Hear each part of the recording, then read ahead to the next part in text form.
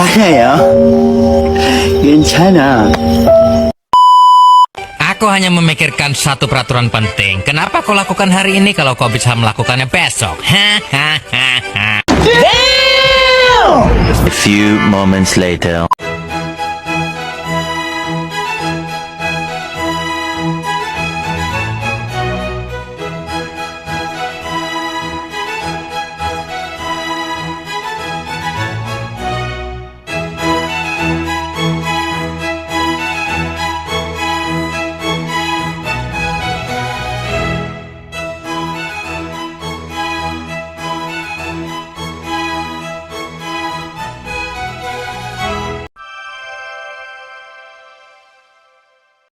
Bangun pagi ku minum susu, bantu sehat kuat tubuhku, dukung daya tahan alami, baik kini dan juga nanti.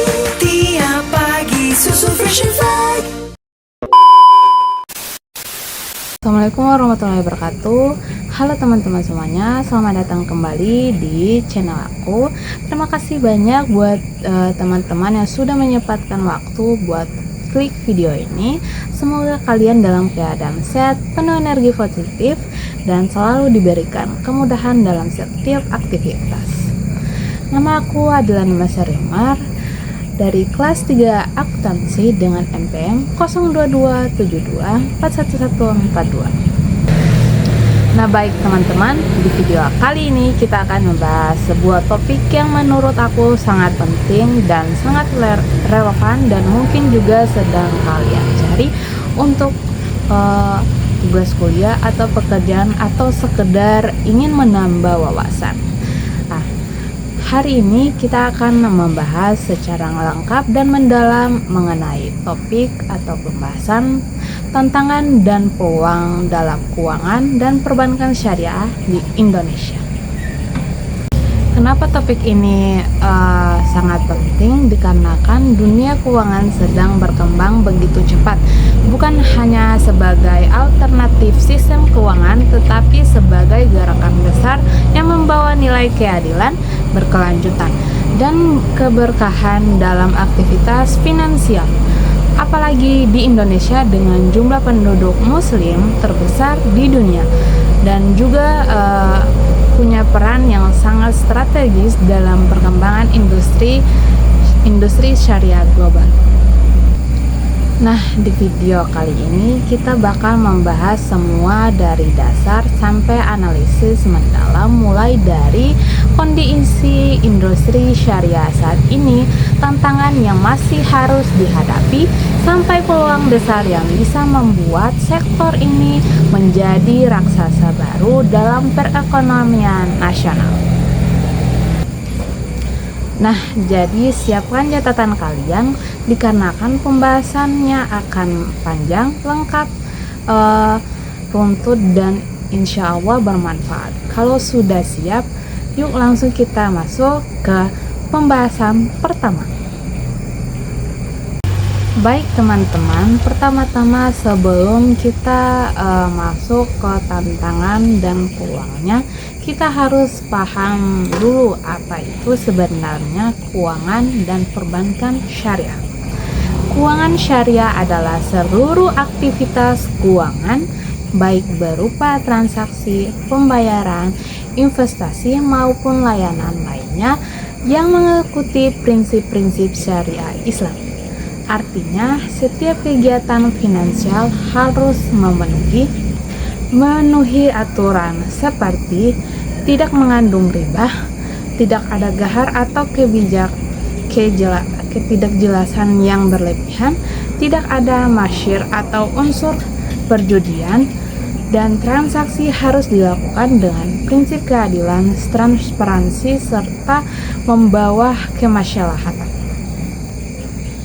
Perbankan syariah berarti sistem perbankan yang beroperasi berdasarkan prinsip-prinsip tersebut.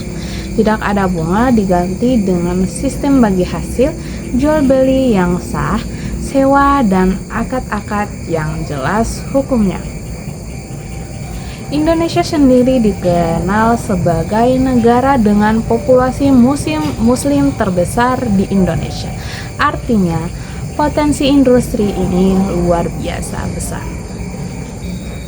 Namun beberapa besar potensinya dan tantangannya seperti apa, kita akan membahas satu persatu dengan sangat detail di video ini. Baik, kita masuk ke kondisi terkini perbankan syariah di Indonesia. Kalau kita melihat kondisi terbaru saat ini, industri perbankan syariah di Indonesia sebenarnya sudah menunjukkan perkembangan yang sangat signifikan.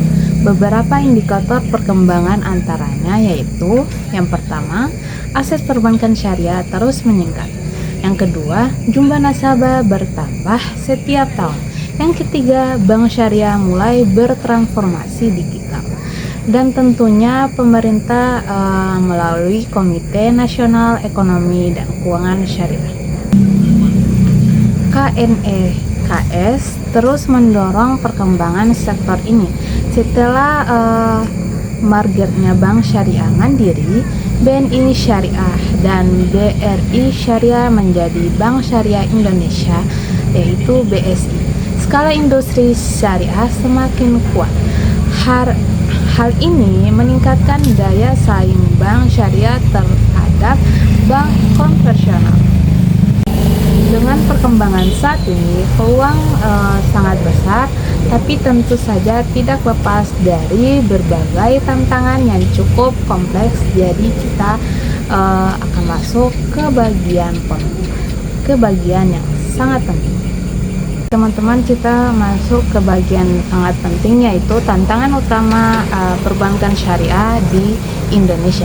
Sekarang kita bahas dulu tantangan-tantangan besar yang dihadapi industri ini. Aku akan menjelaskan secara detail supaya mudah dipahami. Yang pertama yaitu tingkat literasi keuangan syariah yang masih rendah.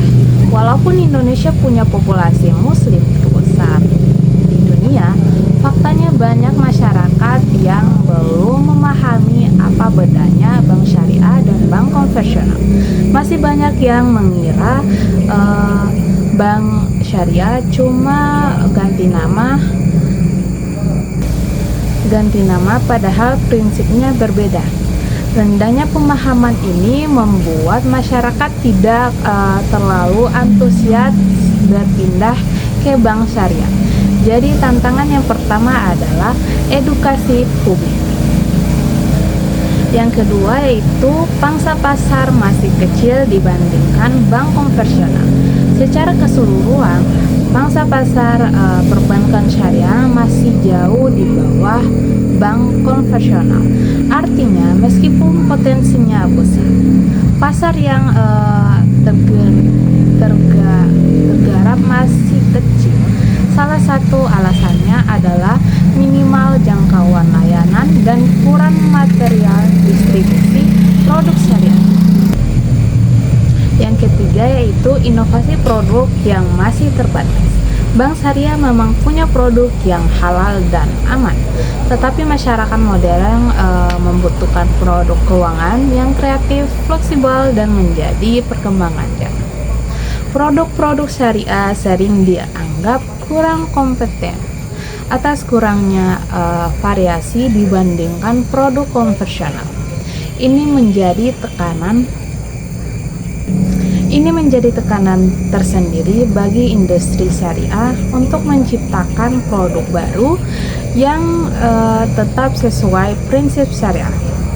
Yang keempat yaitu keterbatasan sumber daya manusia yang paham syariah dan keuangan. SDM adalah kunci kualitas layanan. Tantangannya banyak. Tenaga profesional perbankan yang belum memiliki perbankan mendalam tentang prinsip syariah. Padahal bank syariah membutuhkan SDM yang menguasai dua hal sekaligus, yaitu dunia perbankan dan ilmu syariah. Yang kelima, kurangnya optimalnya teknologi digital. Di era digital seperti sekarang, masyarakat ingin segera membuat sesuatu dengan cepat, praktis, dan secara online. Bank konvensional banyak yang sudah lebih maju dan mengembangkan digital banking. Bank syariah harus mengejar gap ini supaya dapat bersaing dan tetap relevan dengan bank yang lain. Yang keenam, ada regulasi yang masih berkembang. Sistem keuangan syariah membutuhkan regulasi yang detail yang harus sesuai prinsip syariah. Tantangannya, regulasi syariah masih dalam tahap penyempurnaan dan harmonisasi dalam waktu ke waktu. Perubahan regulasi ini kadang membuat industri banyak bergerak lebih lambat. Yang ketujuh, ada pemahaman masyarakat mengenai tantangan tanpa riba yang berbeda-beda. Sebagian masyarakat berpikir bahwa syariah harus 100% mirip sedekah. Sebagian lagi berpikir banyak syariah sebenarnya masih sama saja dengan konvensional. Prinsip-prinsip apresi yang salah ini membuat proses edukasi semakin berat. Yang ke-8, ada persaingan ketat dengan bank konvensional. Bank konvensional punya modal besar, jaringan yang luas, teknologi canggih, dan brand yang kuat. Untuk mengembangi semua ini, bank syariah harus bekerja ekstra keras. Dikarenakan itu, persaingan menjadi tantangan yang begitu besar di industri ini. Baik, kita masuk ke peluang besar perbankan syariah di Indonesia. Setelah kita membahas tantangannya, sekarang kita masuk ke bagian yang jauh lebih menarik atau membahas mengenai peluang besar yang dimiliki industri ini.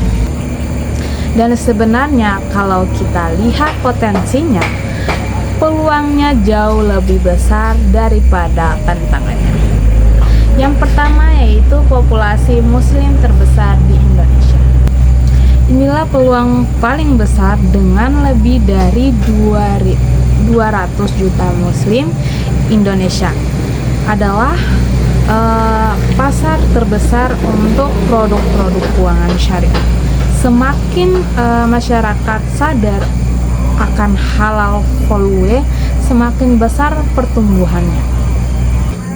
Yang kedua, ada dukungan pemerintah dan regulasi. Pemerintah membentuk KNEKS, mendukung market bank syariah, memperkuat regulasi, serta mendorong ekonomi syariah di berbagai sektor.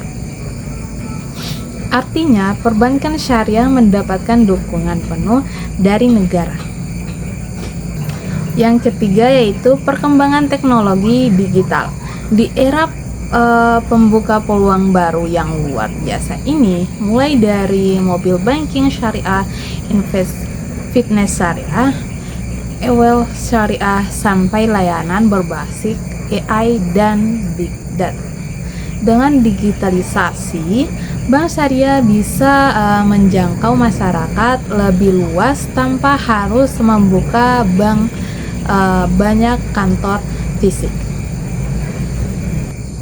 Yang keempat, kesadaran halal literacy meningkat. Sekarang masyarakat semakin sadar terhadap produk halal, termasuk dalam sektor keuangan. Banyak orang mulai memilih produk halal tidak hanya untuk makanan, tapi juga tabungan, investasi, hingga asuransi.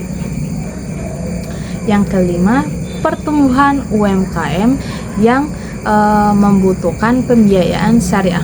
UMKM adalah tulang punggung ekonomi Indonesia. Banyak UMKM ingin menghindari riba dan memilih pembiayaan berbasis syariah. Ini adalah peluang pasar yang sangat besar. Dan yang keenam, potensi kerja sama dengan industri halal lain. Ekonomi syariah tidak berdiri sendiri. Ada industri halal, food, halal transfer, halal fashion, dan banyak sektor-sektor lainnya.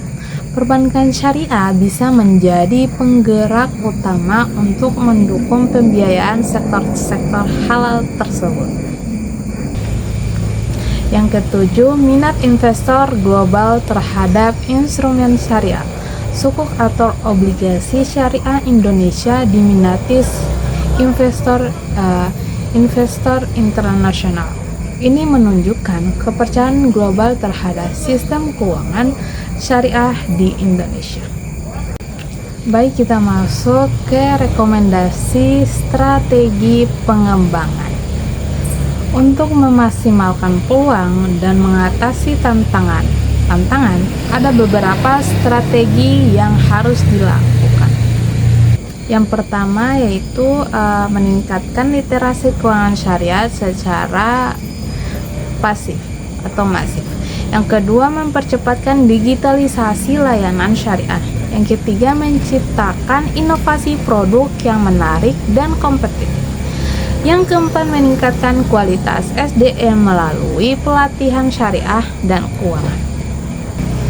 Dan yang kelima, memperluas kerjasama dengan industri halal. Yang keenam, meningkatkan transformasi dan edukasi tentang akad syariah. Yang ketujuh, menguatkan brand perbankan syariah agar lebih dikenal publik. Kalau strategi ini dilakukan, industri syariah akan mulai bertumbuh pesat dan berbagai saingan kuat dengan bank konvensional.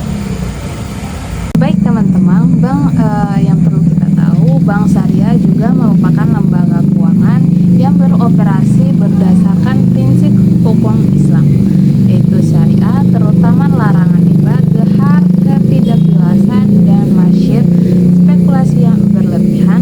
Keberadaan bank syariah yang lahir dari kebutuhan masyarakat muslim akan sistem keuangan yang lebih etis, transparan, dan berkeadilan. Dalam operasionalnya, bank syariah tidak menggunakan sistem bunga sebagai bank konvensional, tetapi menggantinya dengan skema bagi hasil, jual beli sewa, dan kerjasama usaha yang menempatkan bank dan nasabah sebagai mitra yang saling menguntungkan. Prinsip ini mendorong terciptanya hubungan yang lebih seimbang di mana risiko dan keuntungan dibagi sesuai kesepakatan, bukan dibebankan sepihak.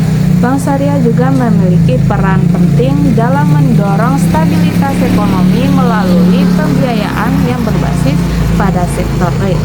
Karena setiap transaksi harus memiliki dasar aset atau aktivitas nyata, sistem syariah cenderung mengurangi praktik spekulasi yang dapat memicu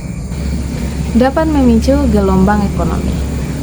Selain itu, bank syariah menerapkan mekanisme penyaringan usaha yang halal sehingga dana masyarakat disarankan pada kegiatan ekonomi yang produktif dan etis melalui mekanisme zakat, wakaf, dan dana sosial lainnya. Bank syariah juga berkontribusi dalam menciptakan kesejahteraan sosial dan mengurangi kesenjangan ekonomi. Baik, kita akan masuk ke bagian tantangan struktural, yaitu infrastruktur ekonomi syariah belum merata. Indonesia masih kekurangan lembaga pendidikan ekonomi syariah yang berkualitas tinggi. Tetapi akuntansi syariah, auditor syariah profesional, ahli risk manajemen syariah, ini menyebabkan banyak syariah kesulitan menghadapi produk berbasis bagi hasil yang kompleks. Minimnya lembaga pendukung. Di Malaysia terdapat Labuan Financial Service Audit Brief Pusat Riset Syariah Internasional, dana khususnya pengembangan industri. Indonesia dalam proses pengembangan lembaga pendukung semacam ini. Tantangan operasional. Biaya operasional lebih tinggi. Produk syariah membutuhkan proses verifikasi syariah dan akad yang lebih detail. Ini menyebabkan proses administrasi lebih panjang. Biaya operasional meningkat, waktu pelayanan jadi lebih lama. Produk bagi hasil mengandung risiko tinggi. Bank syariah harus melakukan monitoring usaha nasabah, transparansi laporan keuangan, akuntansi syariah yang ketat. Karena itu, banyak bank lebih memilih murahaba atau jual beli daripada bagi hasil. Dan ada juga tantangan kompetensi. Tantangan kompetensi yaitu dominasi bank konvensional. Bank konvensional memiliki teknologi lebih canggih daripada yang lainnya, yaitu dengan jaringan lebih luas, SDM lebih banyak, dan modal lebih besar. Bank syariah juga perlu strategi untuk bersaing melalui inovasi digital dan layanan pelanggan. Tantangan profesi publik. Masih ada anggapan bahwa bank syariah sama saja dengan bank konvensional. Produk syariah lebih mahal. Proses syariah berbelit-belit.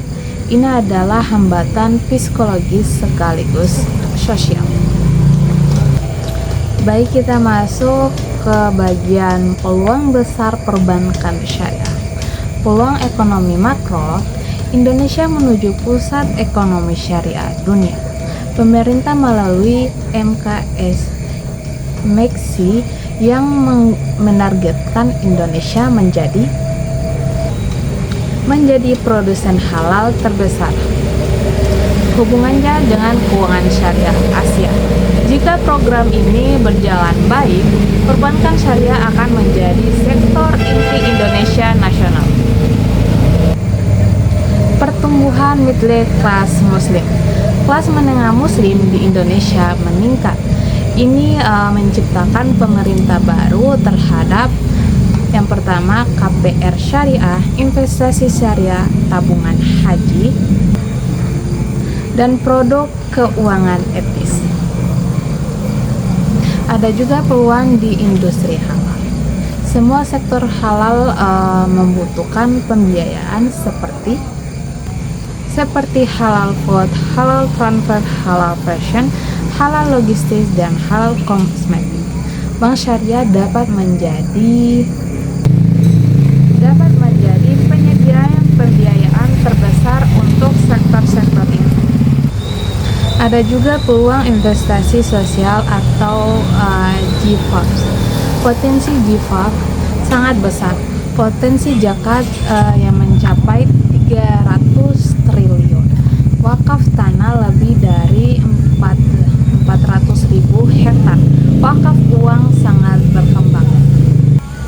Jika dikelola, profesional GIFARS dapat menjadi pembiayaan usaha mikro, dana sosial produktif, sosial, dan solusi kemiskinan.